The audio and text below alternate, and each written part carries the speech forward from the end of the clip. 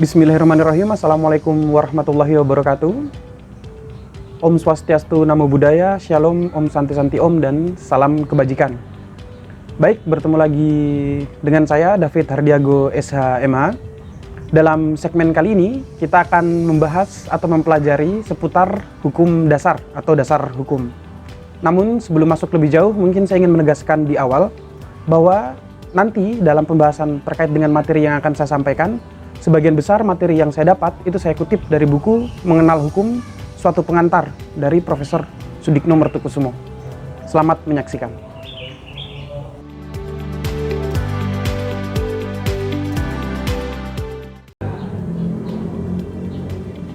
Mengawali kajian mengenai dasar hukum atau pengenalan ilmu hukum, maka hal utama atau yang paling penting untuk diutarakan di sini adalah sebenarnya apa hubungan antara hukum dan masyarakat? Mengapa pertanyaan ini menjadi penting untuk diutarakan?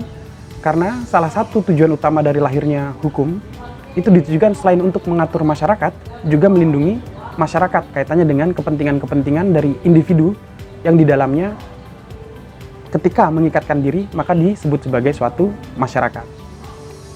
Lalu pertanyaan yang hadir kemudian, ketika hukum ditujukan untuk melindungi masyarakat, bagaimana dengan kepentingan individu itu? Maka yang perlu kita cari tahu terlebih dahulu adalah apakah masyarakat itu dan apa yang dimaksud dengan individu itu. Jika kita membaca beberapa pustaka kaitannya dengan hukum dasar atau ilmu hukum, maka kiranya akan dijelaskan di situ bahwa masyarakat dan individu sejatinya bukanlah merupakan pengertian yang bertentangan, melainkan dia adalah suatu pengertian yang bersifat komplementer. Artinya antara masyarakat dan individu memang dapat dipisahkan, tetapi pengertiannya itu menjadi satu kesatuan. Dikatakan seandainya misal hanya ada satu manusia di dalam satu pulau, apakah manusia tersebut dapat dianggap sebagai masyarakat? Tentunya tidak. Tapi kapan manusia yang ada di satu pulau itu dapat dikatakan sebagai masyarakat? Ketika ada orang lain yang mengikatkan diri dan mengatur pergaulan hidup mereka dengan dasar kepentingan dan atau hal-hal lainnya. Lalu pertanyaan yang lain timbul, lalu berapa jumlah orang yang dibutuhkan untuk dikatakan sebagai suatu masyarakat? Dalam beberapa kajian, misal jika kita mengutip pendapat dari Zevenbergen, beliau menyatakan bahwa jumlah dari individu untuk dikatakan sebagai suatu masyarakat itu tidaklah penting. Melainkan yang menjadi penting adalah ketika ada individu yang saling mengikatkan diri di dalamnya, maka individu yang saling mengikatkan diri itu sudah bisa dianggap sebagai masyarakat. Lalu, hal yang menjadi penting juga untuk diutarakan, kenapa di dalam kajian mengenai hukum dasar selalu dibuka dengan hal-hal yang berhubungan dengan hukum dan masyarakat. Ini menjadi penting karena seperti yang kita ketahui atau seperti yang saya utarakan tadi di awal video, bahwa hukum itu salah satu tujuannya adalah untuk mengatur masyarakat agar kepentingannya itu terlindungi. Mengapa demikian? Karena ketika ada kepentingan dari individu di dalam masyarakat tidak dilindungi, maka akan terjadi ketimpangan di dalam masyarakat tersebut. Oleh karena itu, berlakulah ajaran yang disebut dengan restitutio in integrum atau pemulihan keadaan semula. Dari konsep restitutio in integrum atau pemulihan keadaan semula itulah, maka muncul suatu konsep pemikiran yang berupaya untuk mengatur kepentingan-kepentingan manusia dan masyarakat tersebut di dalam suatu konteks yang mana nantinya akan dijadikan sebagai pedoman di dalam berperilaku.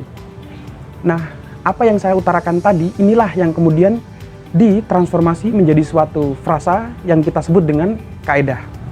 Kaedah sendiri, jika kita berbicara secara sederhana, maka dia dianggap sebagai himpunan pandangan yang menentukan apakah seseorang itu boleh atau tidak boleh melakukan sesuatu, diharuskan atau tidak diharuskan melakukan sesuatu.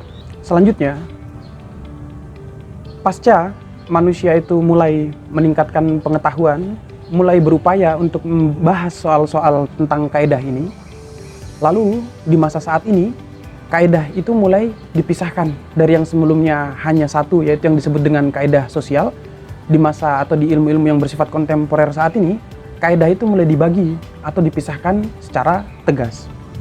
Secara garis besar, yang saya maksud dipisahkan itu, kaedah saat ini itu ketika kita mempelajari hukum dasar berhubungan dengan kaedah-kaedah sosial, maka kita akan berbicara mengenai 4 kaedah utama 4 kaidah utama itulah yang saya maksud, yang sebelumnya itu hanya 1 dan saat ini dipisahkan menjadi 4.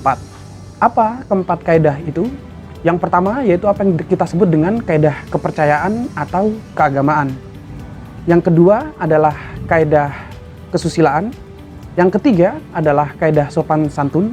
Dan yang terakhir adalah kaidah hukum yang nantinya akan kita bahas lebih lanjut di dalam video-video terkait dengan dasar hukum ini.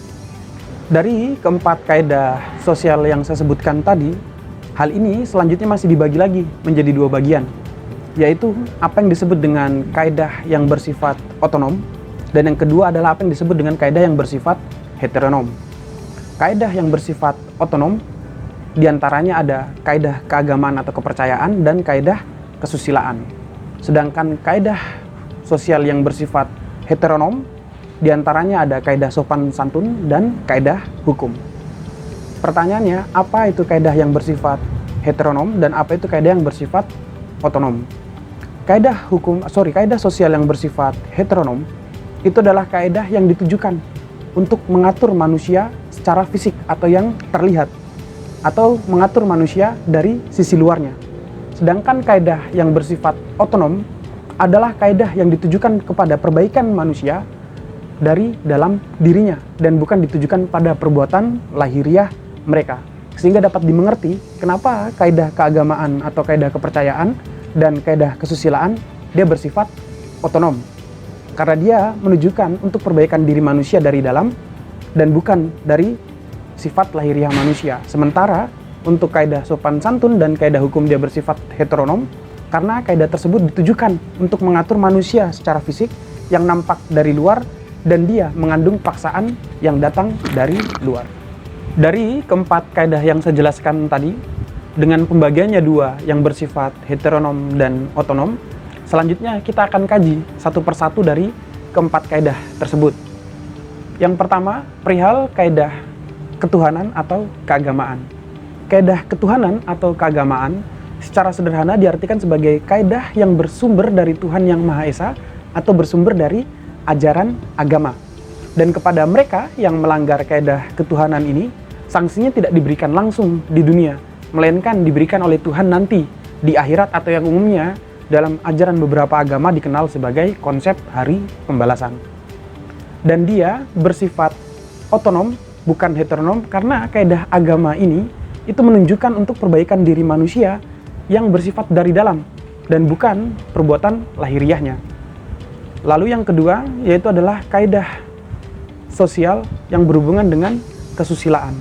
Kaidah kesusilaan ini sama seperti kaidah keagamaan atau ketuhanan, dia juga bersifat otonom karena bertujuan untuk memperbaiki diri manusia dari dalam dan dia bersumber dari hati nurani manusia itu sendiri, bukan bersumber dari paksaan di luar diri manusia.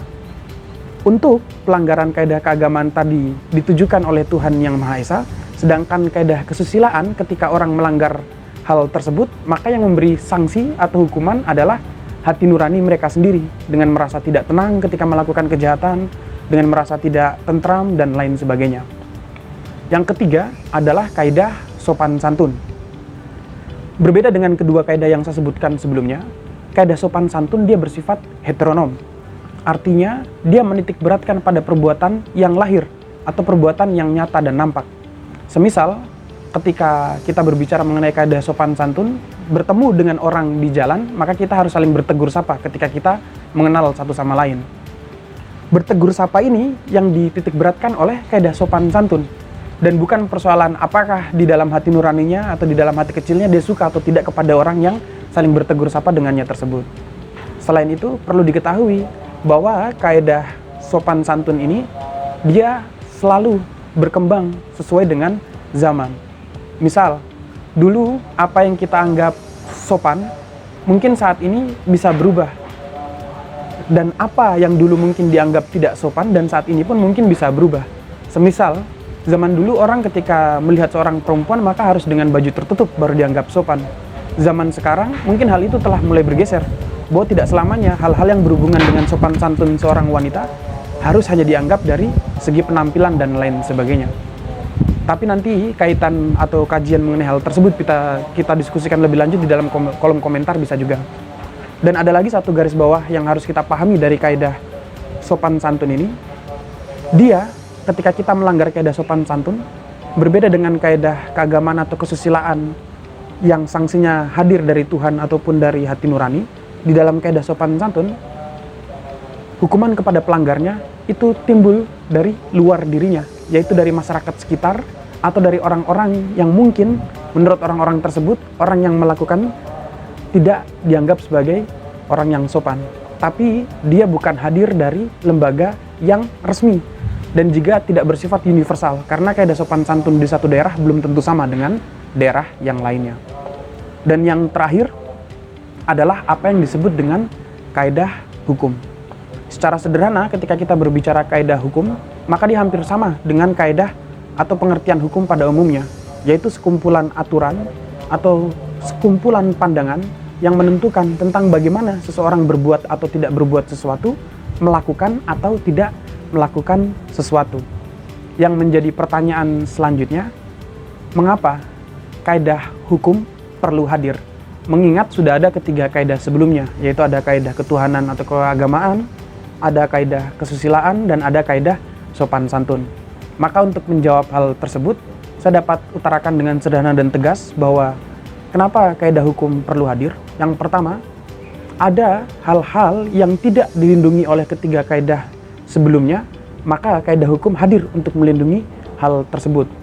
Yang kedua, sudah ada hal-hal yang sebelumnya dilindungi oleh ketiga kaidah tersebut, tetapi sanksi atau ancamannya dirasa kurang efektif, yang pertama.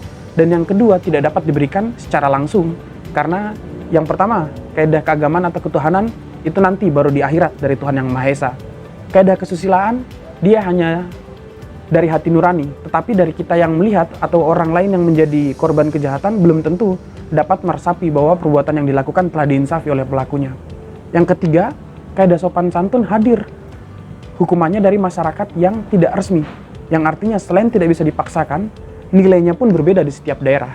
Oleh karenanya, untuk alasan terakhir, kaidah hukum lahir untuk melindungi hal-hal yang telah dilindungi oleh ketiga kaidah sebelumnya, tetapi hukumannya dirasa selain tidak efektif, juga tidak dapat diterapkan secara langsung. Untuk di segmen video kali ini, kaitannya dengan hukum dasar, mungkin pembahasan untuk pengenalan awal hanya sampai dalam tahap ini, yaitu kita berbicara mengenai hukum dan masyarakat. Mengapa kita berbicara hubungan antara hukum dan masyarakat, lalu kita berbicara mengenai kaidah, lalu kaidah sosial, 4 kaidah sosial dengan 2 pembagian utamanya. Dan nanti pada video-video selanjutnya kita akan mengkaji secara spesifik mengenai kaidah hukum, termasuk ada beberapa pertanyaan di dalamnya, kaitannya apa itu peristiwa hukum, dasin dan dasolin, serta beberapa hal yang lain. Mungkin dalam segmen kali ini sekian dari saya. Kurang dan lebihnya mohon dimaafkan. Wabillahi taufik wal hidayah. Assalamualaikum warahmatullahi wabarakatuh. Om Swastiastu Namo Buddhaya. Om Santi Santi Om. Shalom dan salam kebajikan.